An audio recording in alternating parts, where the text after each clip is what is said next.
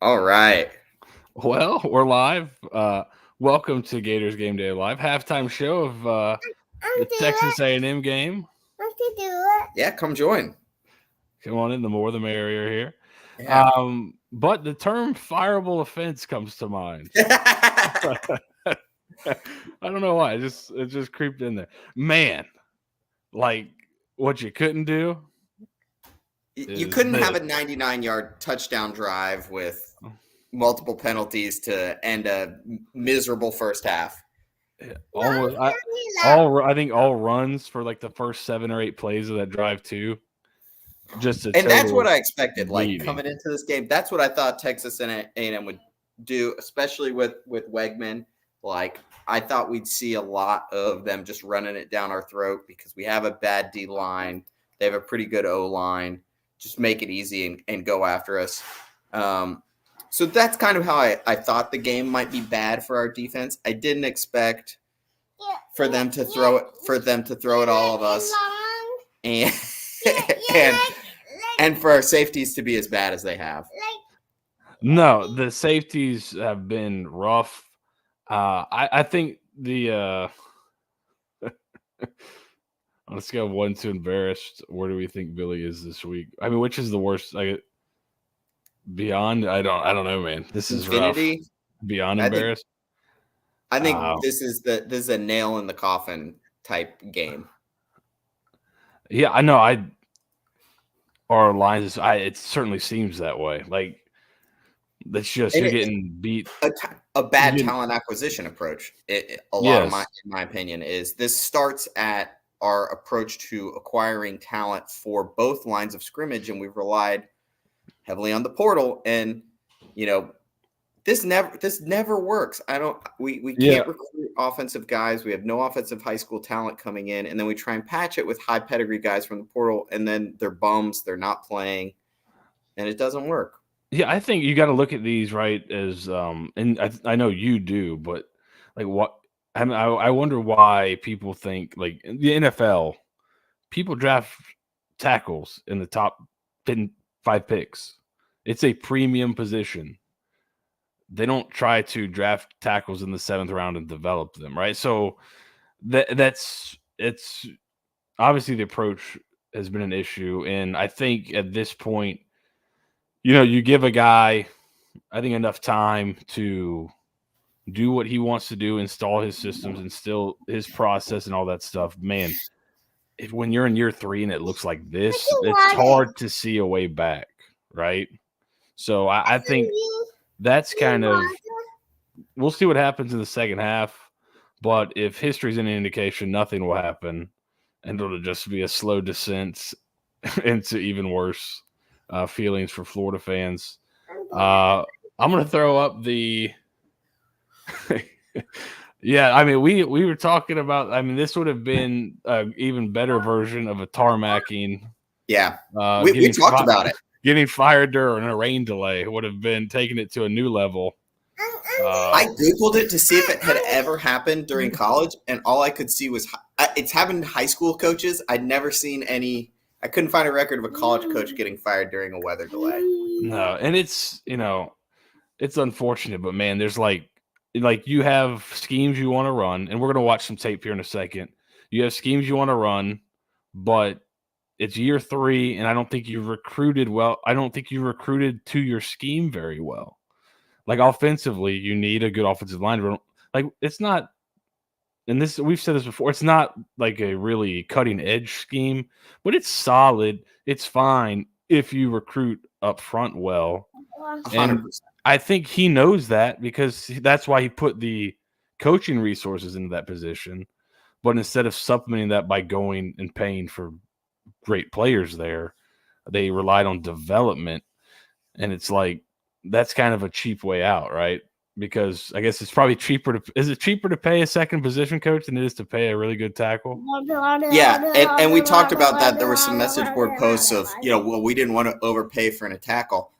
I don't know who they're talking to, but any analysis you do for what's the most valuable position in college football, offensive tackle is everything I've done. It comes up as the most important, and we've been dismal at recruiting it. So yeah, I'm glad y'all are enjoying little Bud here. Kane, what were we gonna tell him? Go Gators. Yeah. So we're still having fun. It's a football Saturday. We had a cupcake. We got our Gator water cup. It's probably the best part of the game is just getting. He's excited just to see guys hit each other. There you go. Down. Little wins. Gator. You don't see as much of that when Florida's on defense, but I think the only thing I want to touch on from game on paper from the advanced stats is our passing stats, our dropback stats aren't terrible. So I guess we got to keep doing that. I'm sad that we're not able to run the ball because I thought we needed to be able to do that. But you can look. Texas A&M 99th explosive play rate. Their EPA per dropbacks 93rd. Did not see that coming. EPA per rush is almost 90th. We're getting smoked every phase of the game on defense. I think we've got some terrible film to show. Yeah. I think one thing that's you could point out that I think could sum up the first half pretty well. Texas A&M 20 points, Florida 19 plays. Yeah. That 3 drives. You got fewer plays than they have points in the first half. So that's never a great sign. Chris, I'm scratching my head to find one worse, right? Yeah, this is pretty bad, especially when you consider the stakes for everyone involved. Yeah, it's rough. Yeah, there was some. We're going to get sage advice. We're going to get to this. There is some, and we talked about in our preview. There's some holes that this defense gives up, and they've been running guys into those areas. Yeah, the Texas A&M defense. Times where they don't have. Yeah, there's been times where they don't have time to make the throw. So. You ready to watch the film? Let's throw the film up. All right, so let's do that. We got a little film here from the first half. Some of this stuff is just like, it's not. This is totally unexplainable, but it's odd. So let's start here. You get Texas A&M first drive, 2nd and 21, first time starting on the road for this quarterback. He started in a bowl game, and. You call a blitz, you get out of your gaps, and then, okay, he makes this guy miss, that's fine. Now, you've got guys here, but this is just almost like a punt return where you're just trying to close the net on the guy, squeeze him down, and make the play. What do you do instead? You get a guy jumping here, and now you give up the outside. Is that just Douglas? Yeah, he had a tough first half. The safeties, I tweeted it, but that was as bad a safety play as I've seen from Gator secondary. Bridges came in and played great, and now, unfortunately, he's gone. Yeah, it's just the way this whole Billy Napier era has gone. It's funny. I feel bad for coaches a lot because there's guys that like with Muschamp with all the injuries. It's like, okay, some guys it just feels like they're snake bit. But what I've noticed, because that's kind of what I've thought with Muschamp, is this guy's just unlucky, snake bit. What I've noticed over time is like the really good coaches don't get unlucky that often. Like they don't get snake bit that often. So when it seems to happen over and over and over, it's probably something else. So here's the 3rd and 10. So Texas A&M just going to run. They're going to hitch here to hold him, and then a dig. But you've got 2 for 1 here. If he drives on this dig, maybe he's worried about a double move. But if he drives on that dig, he's got a chance to make an interception, right? Right here, if he just drives on it, he can make a play at the ball. Instead, he's driving way too late. Yeah, and this is Douglas had a bad first drive, right? And then you compound the mistake by missing the tackle. And now all of a sudden, so you don't get off the field on 3rd down. Here's another 3rd down. And this is eerily reminiscent to Kim Ward's first scramble. You run some type of blitz, and then I don't know where you have no edge over here. So I don't know if he's supposed to replace him and he's supposed to come out to the edge here and turn this thing back in, but he gets stuck So like some of the stuff that's being done is like it's just not sound. If if he's replacing that because he's going to peel with the back, but then he's got to stay outside. Right here, you have no edge. It's not, to me, it's just not very sound football. And you let him scramble out, make a play. And you can see it from here. Like, if he's going in here, so that means he's got to get out here, right? Like, you can't just leave the edge there. So, not great. And you actually had it protected pretty well. They go on, and you end up getting a hold, and you kick a field goal. So, 3rd and 13, your first drive. I'm not sure if they were trying to run like Mills or something here because it gets killed, but he's going to the flat. He runs a dig, and that's what we talked about, digs and seams in our pregame. He may have been over the top, but he gets hit and held up here. But you're attacking kind of that seam area that we talked about. I've loved our passing attack. This is how I wanted to see it. In a really nice pocket. And like I know Jesse Palmer is saying, you got to get this down. This is a catch. This is a catch. This should be a catch for, receiver at Florida. This is a catchable football. Now it could have been a better throw, but you got to throw it over a linebacker. So you got to help your guy out here, make a catch there. You do that, you're in field goal range. You may match scores. Instead, you're off the field. You kick it back. And then this is probably this is the most indicative play of the first half, probably. Right here, get it bottled up. And then, get turned here. Safety comes and fits up in there.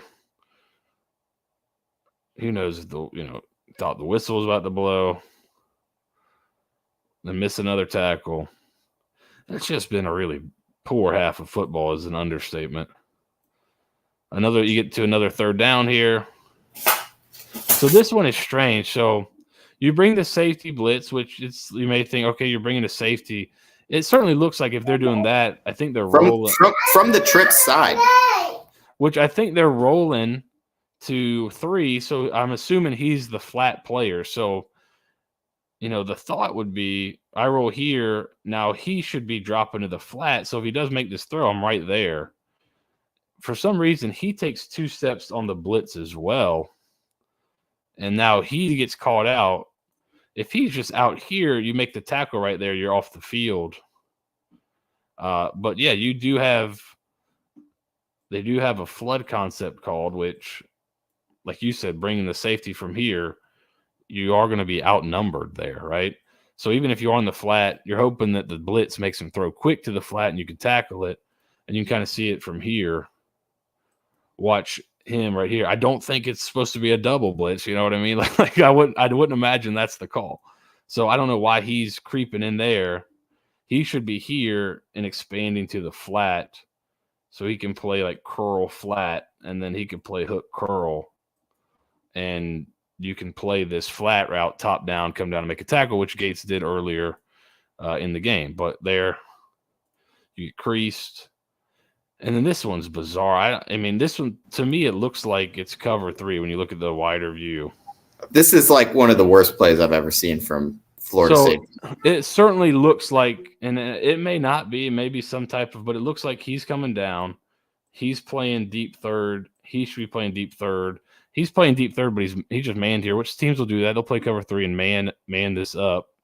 But he watches the quarterback's eyes and turns to get over top of the vertical when, this is why I can't be positive it's cover 3 because there's no reason a middle field safety would need to be getting over the top of a vertical over here when he's the middle field safety.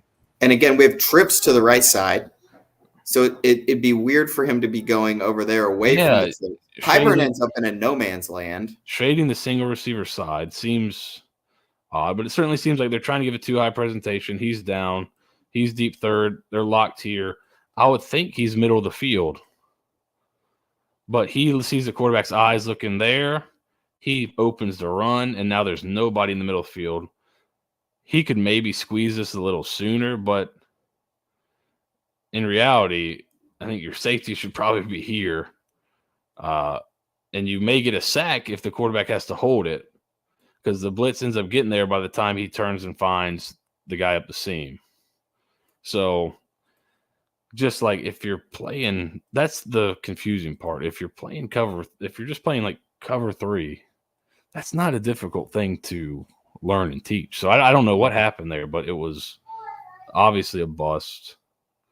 3rd and 11, put this one on because, again, we talked about attacking the seams. Here's the same exact kind of concept you saw from Texas A&M. And we talked on our show about how on the preview that Texas A&M's passing offense is really similar to Florida's. But you actually get a great call. This is a good call against, a dig if they go to like a 2-high look. So I think they go to like a Tampa 2 look almost. But there's a great, if you have time, there's an easy first down throw, and you have digs on both sides. So they're trying to attack that weak area. It's just you can't protect it, and it's not like you had a. Yeah, I mean George just falls down, and then the Montreal doesn't pick him up. Yeah, and then your left tackle is getting pushed back into your quarterback's lap, basically. So, positive play from the first half, kind of attacking the same area, but you go Y cross. So we're attacking. We talked about it. We're attacking this area. So like the plan. I think the plan is sound, but when you only run 19 plays and a half, unless 4 of those are going for touchdowns, you're not beating anybody. Like, and our O-line is just getting smoked. Yeah, and that's pretty much the last play to watch. It's we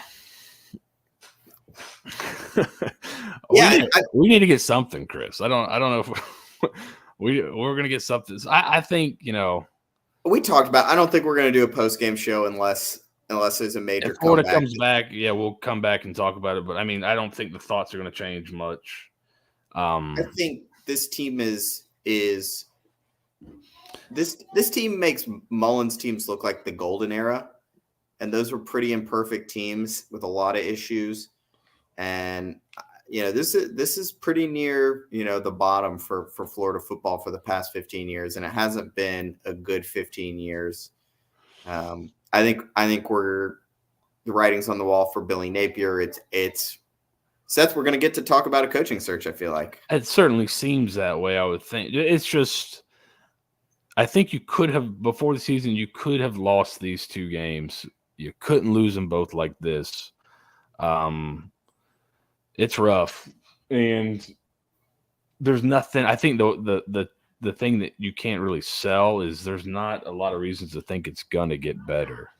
Yeah, because it keeps being like, well, maybe Texas A&M is better than you think. Maybe Miami's better than we thought. It's like, well, eventually, it's got to just be Florida's a lot worse than we thought, right? So yeah. All right, second half's about to kick off. Yep. If DJ Lagway leads an unbelievable comeback, we'll be back to talk about it. But I wouldn't count on it. Enjoy the second half. Go Gators. Go Gators.